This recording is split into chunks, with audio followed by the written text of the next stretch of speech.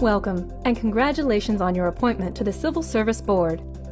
Being a new board member can be a little intimidating, and even a seasoned veteran can get a little confused from time to time. That's why we've created this video, to help you better understand the process. In this video, you'll observe how a typical Civil Service Board meeting is conducted, and will get an insight into some of the duties and responsibilities of the board. The meeting begins when the chairman of the Civil Service Board calls the meeting to order. Then the board secretary calls the roll. The chairman can then also read into the record the presence of any visiting officials. Laura Smith. Here. Mary Smith. Here. Frank Thomas. Here. Mark Jameson. Here. Sam Harris. Here. All members present. We have a quorum. Please let the record show that Fire Chief Sid Brown and Police Chief Chuck Simpson are present. Members, before we get started, I'd like to take a moment to introduce our new board member, Ms. Laura Smith. Ms. Smith, to your right is Mr. Frank Thomas. Mr. Thomas and I were nominated for appointment by the Chancellor of the ULA last year. Further down is Captain Mark Jameson from the Fire Department, and seated next to me is Lieutenant Mary Smith from the Police Department.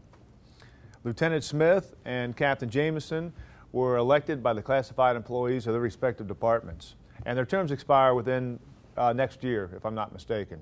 Just a point of interest, if we only had one department, either a police department or a fire department, we would have only 3 members on the board. Well, first things first. We need to get you sworn in so we can put you to work. Mr. Thomas, you're an attorney and a notary. Would you do the honors, sir? Absolutely. Your purpose as a board member is to always uphold the provisions of civil service law and to serve the best interest of the public, not to have an allegiance either to or against the appointing authority, or to or against the classified employees. You have an obligation to the appointing authority, the chiefs of the departments, and the classified employees to objectively and honestly evaluate the issues brought before you for consideration, and to make sure the system operates as the law has intended. After the roll has been called, the next step is to review the minutes, or the play-by-play, of the previous meeting. But this process doesn't always have to take place right away. A motion can be passed to approve them at a later time. Mr. Chairman, we've all had an opportunity to review the minutes from last meeting. I don't see any changes that need to be made, so I move to dispense of the reading of the minutes and approve as written. Second. All in favor of dispensing of the reading of the minutes and approving as written, say aye. Aye. Aye. Those opposed, say nay. Motion passes. Ms. Allen, would you present the next item on the agenda? Each meeting will have an agenda, or a schedule of items to be reviewed by the board. In this case, the next item on the agenda is a proposed amendment to the annual leave rules for firefighters and vacation time, and the public hearing associated with that amendment. According to civil service law, whenever the board proposes to adopt or amend its rules, it's required to hold a public hearing, and must give at least 30 days' notice to the governing and appointing authorities, department chiefs, the state examiner's office, and of course, the employees and the public. The public hearing is an opportunity for the board to hear comments in favor of or in opposition to the proposed rule. Do we have a motion? Mr. Chairman, I move that we adopt proposed Rule 10, Section J, as posted. Second. It has been moved and seconded that the board adopt the proposed Rule 10, Section J1 as posted. The revision would provide that no cash payment shall be made in lieu of vacation until such time as the employee is separated from service. Would anyone like to offer comment about the proposed rule? The chairman will open up the floor to allow discussion about the issue.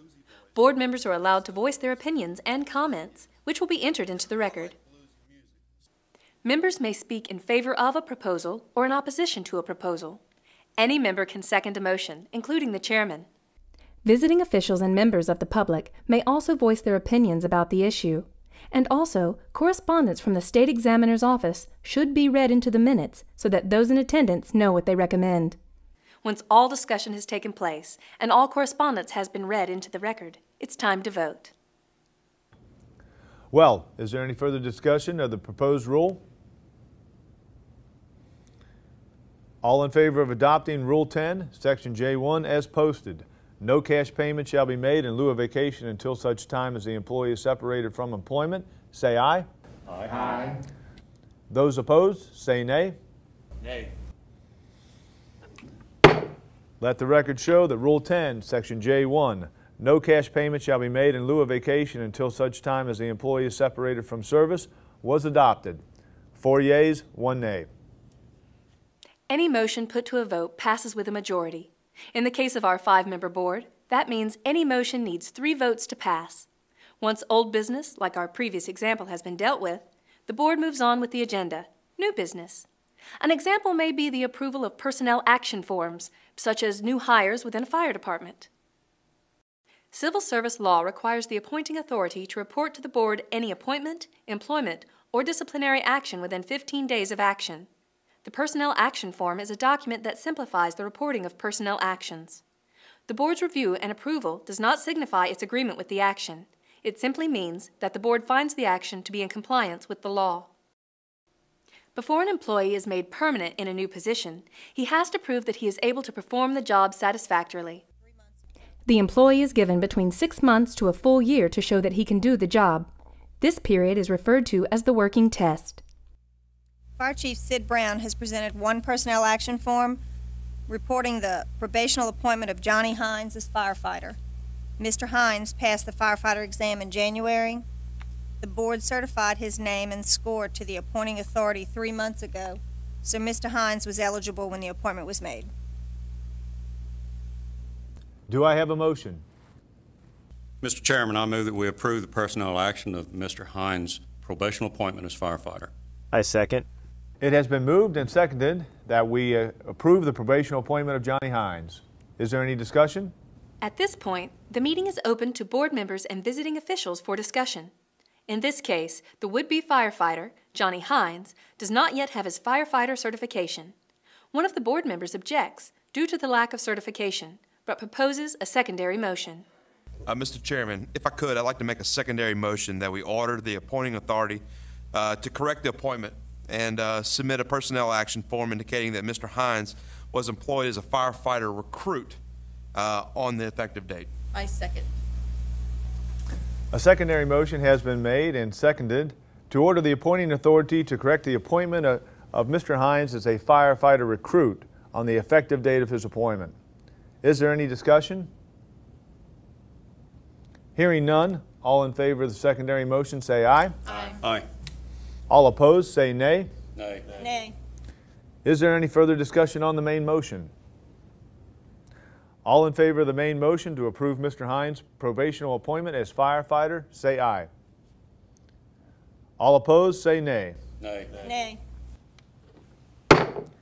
Let the record show that the board has rejected the probational appointment of firefighter Hines, has ordered that Mr. Hines be appointed as firefighter recruit.